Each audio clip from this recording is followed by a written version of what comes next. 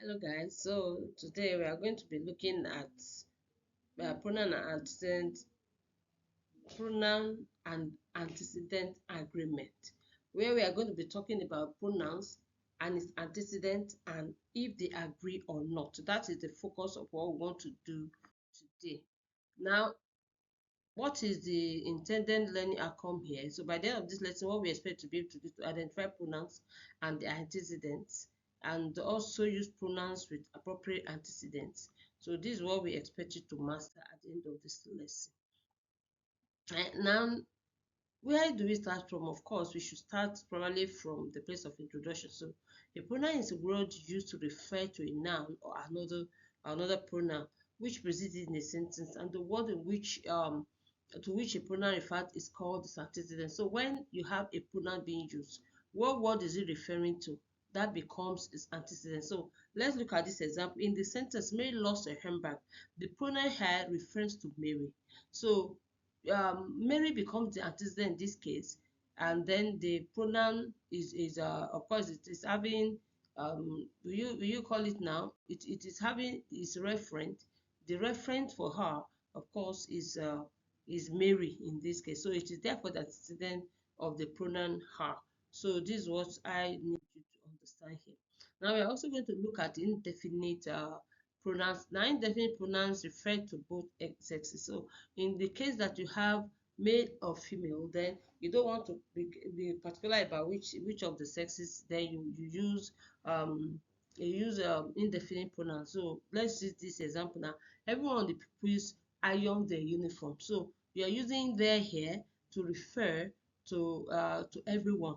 Then every one of the new recruits was required to report to their team lead. So again, in this case now, of course, the referent here, it does not have a particular gender referent.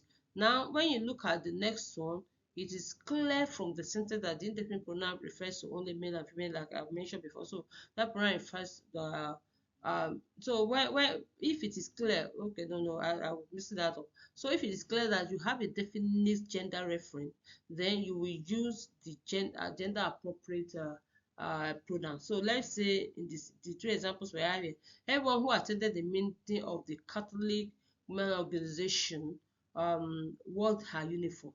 Whereas when you look at second sentence, everyone in the Boy Scout movement had his height measured. So there are definite reference that you're having here. So and that's why you have definite pronouns used for them. Now let's look at compound antecedents. So at times a pronoun refers to two antecedents joined by a conjunction. So if antecedents are singular and refer to different persons or things, the pronoun used to refer to them has to be plural. So then you see the secretary and typist has complained about her workload. Now this is referring to the same person. Now if you say the secretary and the typist are complaining about their workload, now you are referring to two different persons. So in that case, that determines the kind of pronoun that you use, and this is the point we are making here now about compounded antecedents. So that determines the kind of, so if you have a plural a plural reference here, you have plural reference here, then you use the plural pronoun. But if you have a singular reference, then in that case maybe the same person that is being referred to by the two compounded element, then you use a singular. Then you have collective nouns. So collective nouns are singular when they express singular ideas or refer to groups acting as units. So they are plural when they express plural ideas or when they refer to members in a group who are acting independently. So let's look at this example. So the band played its first number as a unit. So that you are referring to the whole company of the band. But when I say the band were tuning up their instruments when we arrived. Now you are talking about each of the band members, doing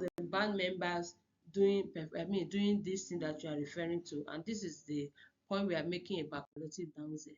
Now let's also talk about agreement in person. And now this is where many of us used to have issues with our predominant antecedents. So now if the antecedent of the pronoun is in the first person, the pronoun which refers to it must also be in the first person.